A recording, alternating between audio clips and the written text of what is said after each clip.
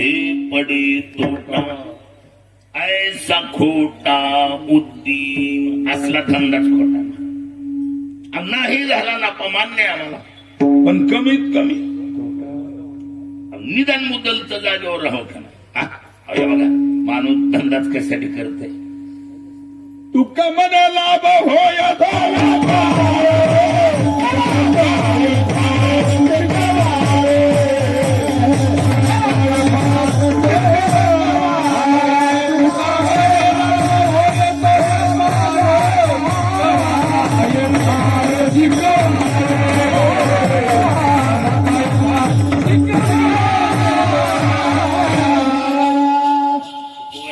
याला काय शिकवायची गरज आहे तुका म्हणे लाभ होय तो व्यापार माणूस धंदाच कशासाठी करते काही ना काही हाताला लागाव म्हणून आणि ठीक आहे दुर्दैवानं नाही हाताला काही लागलं कमीत कमी मुदल तर राहावं का नाही हे जुन्या काळातले दृष्टांत दिले जातात जुन्या काळात सावकारकीची पद्धत होती कधी का नव्हती सावकारकी 10 रुपयाचं मोठं स्टँड आहे की कशाचं बस स्टँड नाही सावकारकीचं म्हणून ते खेड्यापाड्यात सावकारकी कुठून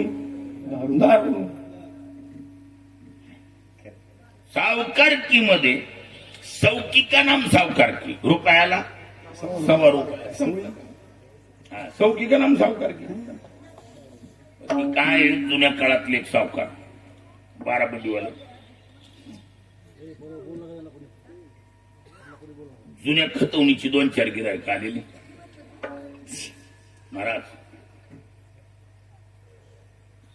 आल्याच सावकाराला थोडी नव्या काळातल्या लोकांनी पंपिंग केली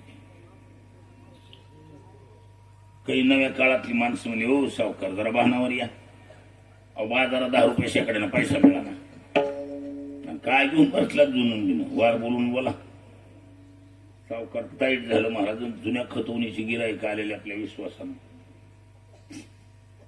आल्या सावकारानं सांगितलं हो आता आपलं पहिल्यासारखं राहिलं नाही बरं का लक्षात ठेवा हे तुम्ही जाताल पहिल्यावर काय लक्षात आलं का नाही आलं हे आता तुम्ही पहिल्या ह्याच्यावर जाताल आता हे असं राहिलं नाही बरं का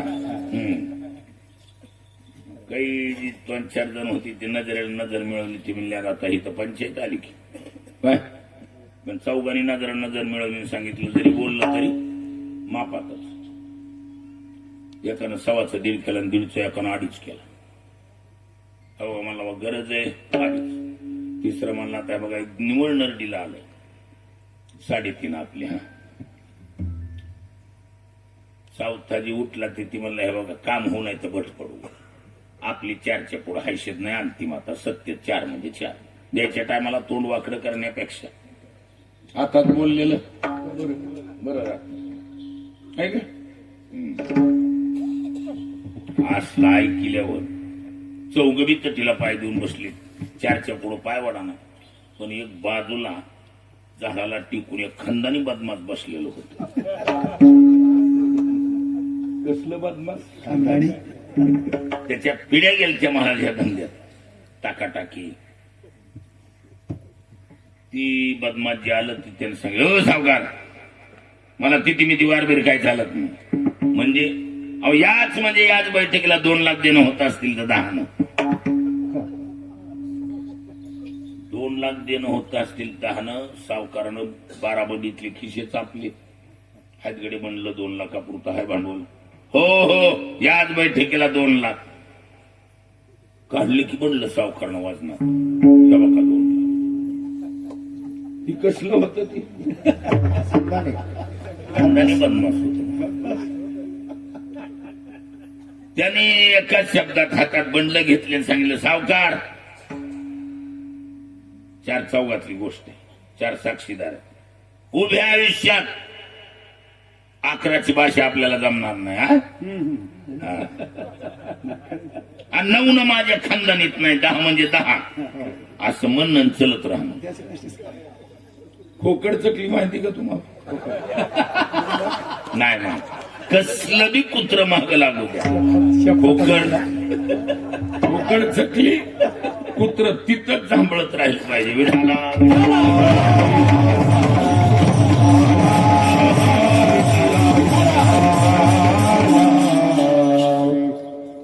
सावकाराच्या नाकात केसच राहिला नाही.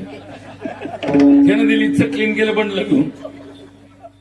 सावकार त्या मोसमात आणि त्या मूडमध्ये आणि त्या गरमीत घरी आलं, चिमणी लावून लिहित बसलो.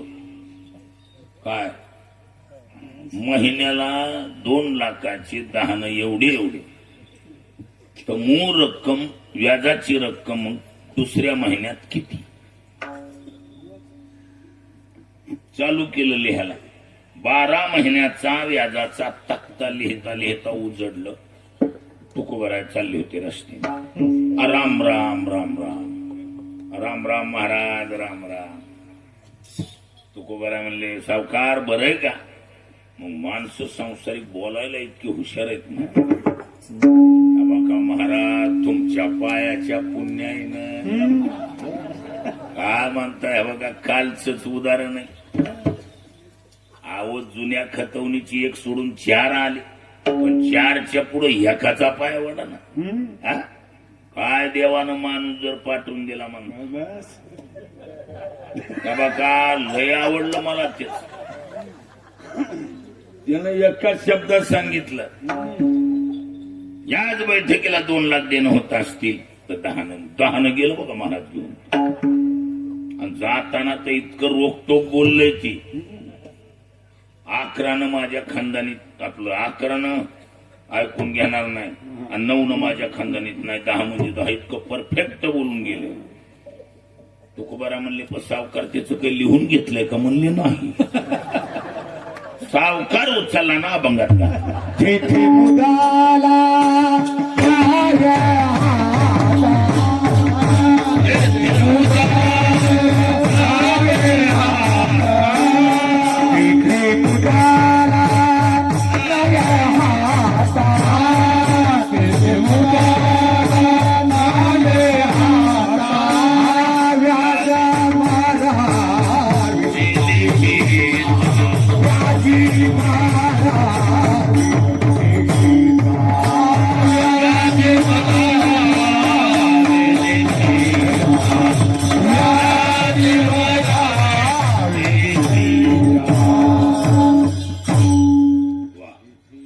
जेथे मुदल नाही हाता आणि व्याजे मरावे लेखिता. सावकार अहो मुदलच हातात येते का ती बघा. तुम्ही व्याज लिहूनच मारा. जन्मयोनी काय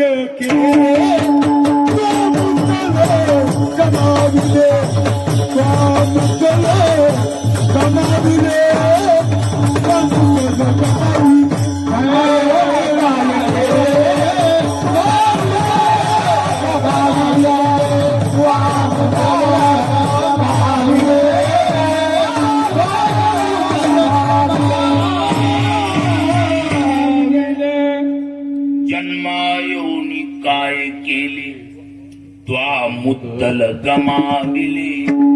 महाराज म्हणत भलेग्रस्त जन्म येऊन काय केले. एवढा मानव देह अनमोल किमतीचा मिळाला आहे. जन्मायोनी काय केले त्वा मुद्दल गमाविले. अरे मुडा भाग्यहीना अरे मुडा भाग्यहीना अरे मुडा भाग्यहीना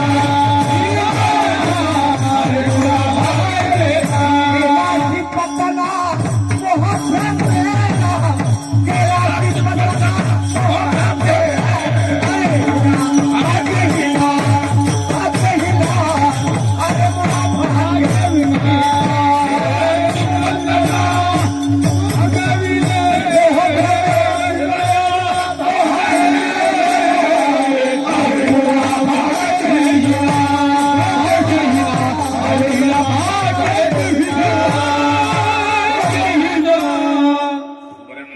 अरे मुढा भाग्यहीना गेलाशी पतना मोह भ्रमे. जग जाहीर आहे. कसं आहे कमीत कमी मुदल हातात राहा. आता हे बघा पहिली गोष्ट तुम्हाला मुदल सांगतो. म्हणजे कसं माणसाला धंदा करायचं कळत. काय? हा. मुदल का आहे? हा, आता लक्ष केंद्रित झालं माणसाचं. मुदल का आहे? मुदले आपण माणसं आहेत. हा, काय अडचण? कोणाला काही शंका आहे का? शंका असली तर सांगा. सांगा अहो, मी माणूस आहे का नाही म्हणायचं की शंका आहे का? अहो धडधडीत माणसं का आहे? माणसं आहेत नाही, उघड माणसं आहेत. मग मनुष्यत्व हे आपलं का आहे? मुदल आहे. हा. माणसानं जमलंच तर मनुष्य बनता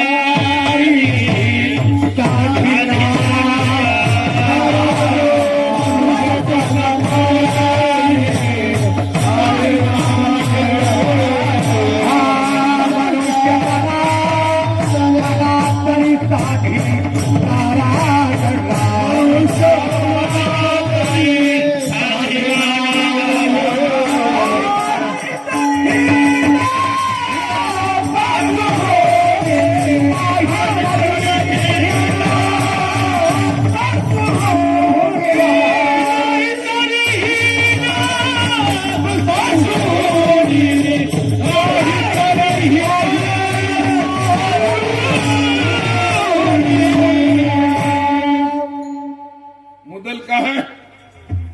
आपण माणसं, मनुष्यत्व ही मुदल आहे.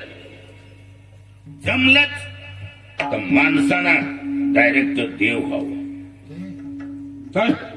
मनुष्यपण तरी साधी नारायण, नाहीतरी हीन पशुहुनी.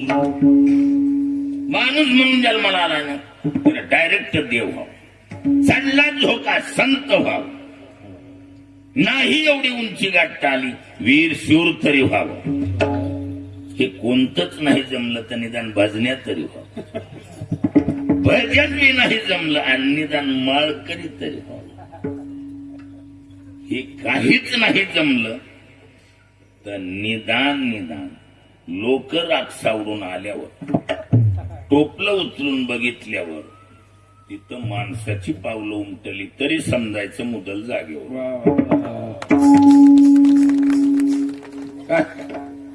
टोपलं उचलून बघितल्यावर जर कुत्र्या मांजराची पावलं उमटली नाही तरी गेला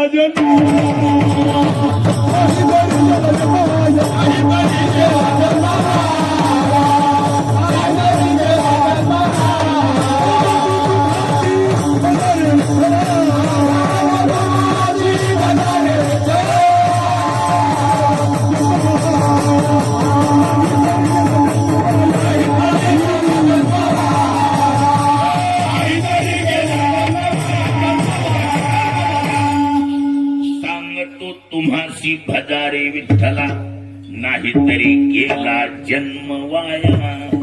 नाहीतरी काय थोडी स्वान सुकरे बापुनी. कसं नरदेह निदाना लागली हाती, उत्तम सार उत्तम गती. देवाची होईल म्हणती ते होती, तरी का चित्तीनं धरा. असे म्हणून जमलंच तर देव संत असं याला म्हणायचं खरा धंदा. आणि काहीच नाही जमलं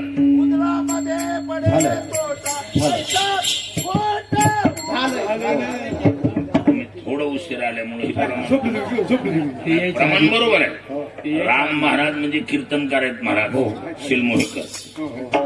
चांगली कीर्तनकार आहेत. आपण ते काय झालं नाही उशिरा येतेच नाही. ताईमुळं तुमचा थोडा टाइम माझा पुढे झाला असेल, पण पाठांतर आहे, प्रमाण समर्पक असतात. आपण प्रमाण हे काय झालेलं आहे प्रमाण. मुदला मध्ये पडे तो ढाबळ. मुद्दा असा धंदाच करायचा आहे ना, नाही नफा हो द्या पण कमीत कमी. मग मुदल का आपण माणसं आहेत म्हणा, मुदल डोक्यात ठेवा. पुन्हा जर काहीच नाही होता आलं तर निदान माणूस म्हणून तरी जन्माला यावं. मी मोठ्याच्या मुखातून ऐकलेलं सांगतो. गहिनीनाथ गडावर, कुठल्या गडावर, गहिनीनाथ. कोणाचा गड आहे? वामन भाऊ महाराज. त्या गहिनीनाथ गडावर भाऊ म्हणायचे, ए समाजानं धान्य दिलेलं असते, कोठार भांडार जे ते कुणाचं आहे? आम जनतेनं दिलेलं आहे. ह्याच्यातलं मेहुण्या पाहुण्याला चकलीनं लावून विषयी आणि असलं काही केलं तर बैल होऊन फेडावं लागतं. कोण म्हणलं हे? काही काळ लुटून गेला महाराज. पाथर्डीकून मोहटा देवीकडे तांग्या चालला होता. कुणाचा? भाऊ. आणि भीमसिंग बाबा तांगे हाकायला. आणि कसं असते जे गुणवान आहेत ना, ओरिजिनल तयारीचे गुणवान, ती कीर्तनकारला चकली नाही, भेट नाही, भीती अजिबात नाही. त्याला आपल्या गुणाची खात्री आहे. भीमसिंग बाबा म्हणजे गायला बिन वाजवायला बी हिरा होता, तालात परफेक्ट. आता भीमसिंग बाबा त्या टायमाला ते विद्यार्थी भाऊ म्हणजे मोठे कीर्तनकार. ती भीमसिंग बाबा तांगे हाकायला. ते तांगे असा पुढे गेल्यानंतर एका शेतकऱ्याचा बैल रोडच्या कडीलाच बसला. त्यानं चापकाचे झपके बिपके देऊन बघितले, आऱ्या टोचून बघितल्या, तसंच मरगळगी, उठच ना बैल. आणि ती तांग्याजवळ आल्यावर बाहूचा तांग्या बघितला की शेतकरी घाबरला. आला, बापरे, आता बैलाला एवढं का मारलं, तुझं वाटोळ होईल म्हणलं, काय घ्या. समाज भाऊला भेट होता महाराज, वाच्या सिद्धी महात्मा होता, तर घाबरायची माणसं. शेतकरी घाबरला आणि बाहूचा तांग्या निघून जाईपर्यंत खाल्ला करतो, इकडं राहील, बघितलंच नाही त्या रोडकडं, इकडं तोंड करून उभा राहील. बाहू तिकडे जायपर्यंत इकडं तोंड करायचं म्हणते, इकडं तोंड केलं, पण भानगड अशी बाहून सांगले, भीमा तांब्या उभा, हा तांग्या उभा कर म्हणल्यावर केला ना तांग्या उभा. तांग्या उभा करणं, बाहू खाली उतरले आणि याला वाटलं शेतकऱ्याला कुठवर गेले, पण बघावं तर बाहू समोर लाख दिशी केलं काळा. ए का मारलं बायला? बाहू ते उठच ना गेले. का उठा ना गेलाय? का उठत नाही? उठ नाही, त्याला प्रयत्न करून उठा नाही, असं घाबरत घाबरत बाहू गेले, त्याच्या कानात तोंड घातलं. कुणाच्या? बैलाच्या. काय होता हलविली बैलाला आणि बाहूलाच माहित. तट दिशी बैल उठला आणि कामाला. बाहू म्हणले, हे बघ आता बसत नाही, विढाला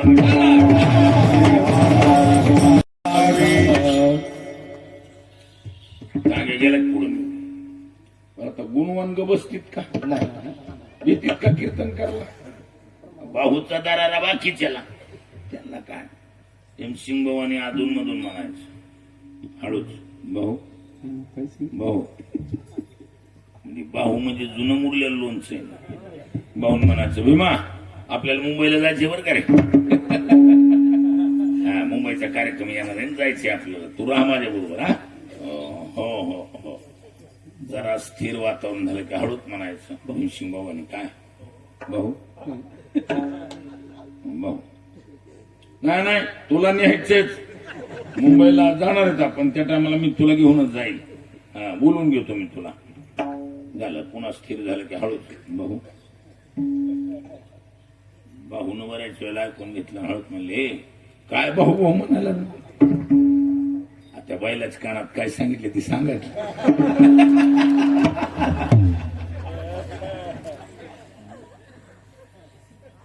आता कसं गुणवान लाडकी असते महाराज, कीर्तनकाराची आत्मेचे.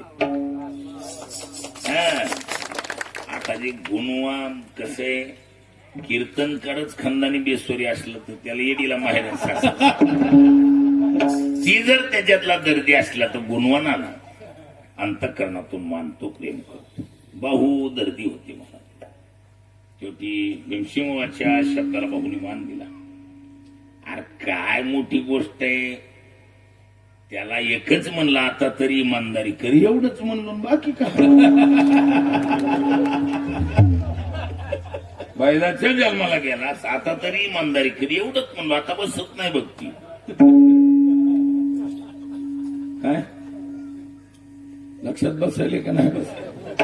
मग अशा जर कुठल्या जन्माला जायची पाळी येत असेल तर मुदलात काय झाला, तोटा झाला ना.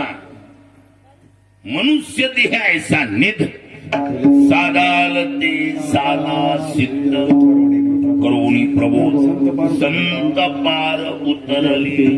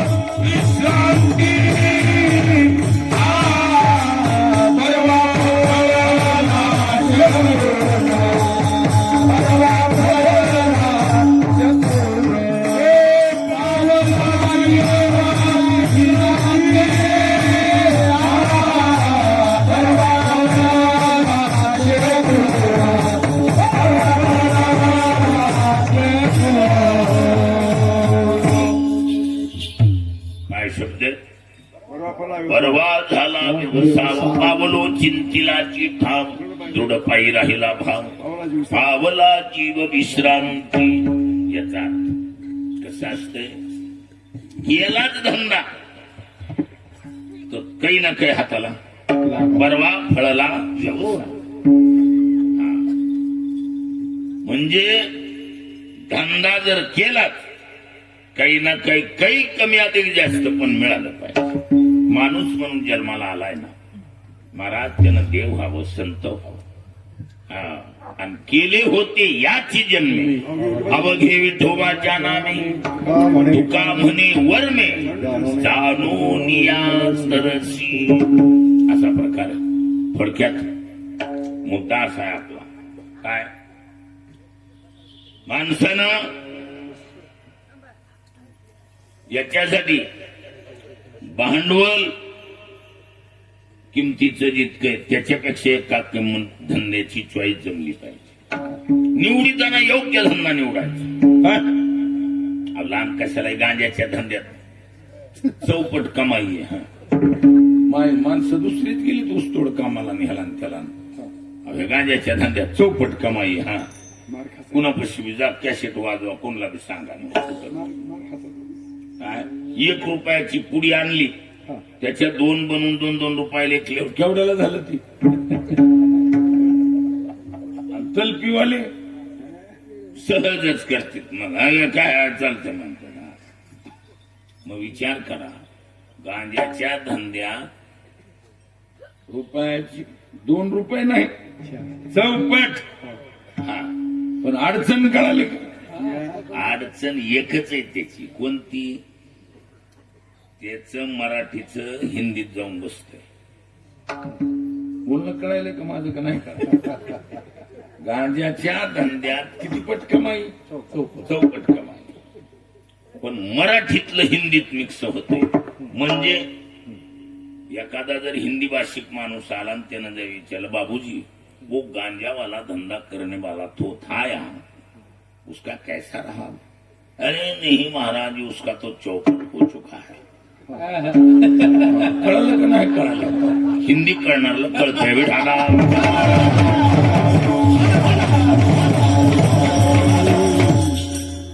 उसका तो चौपट हो चुका है का इसका मतलब सुपडा साफ. म्हणून धंद्याची चॉईस जमावलं, योग्य धंदा केला पाहिजे. तुकोबाराय म्हणतात, आम्ही विश्वासरूपी भांडवल कशात गुंतविलं? संताची पायी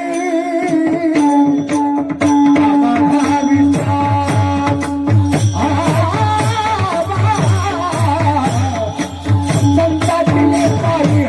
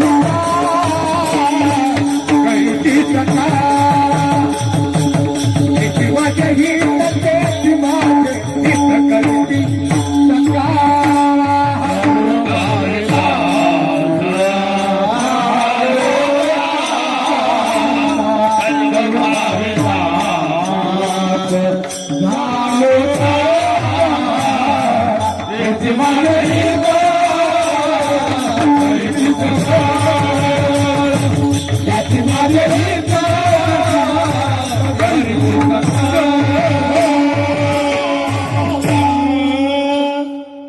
तुकोबऱ्या म्हणतात विश्वास रूपी भांडवल कशात गुंतवलं धंद्याचं नाव धंद्याचं नाव आहे संतांचे पाय. संतांचे पाय हा आमचा धंदा आहे.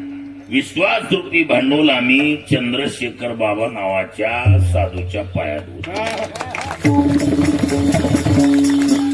आणि ज्यांनी आपला विश्वास संतांच्या पायावर ठेवलाय ना महाराज त्यांना शिळ्या पावत्या का ताज्या पावत्या ताज्या पावत्या ताज्या पावत्या वाचा. सकाळा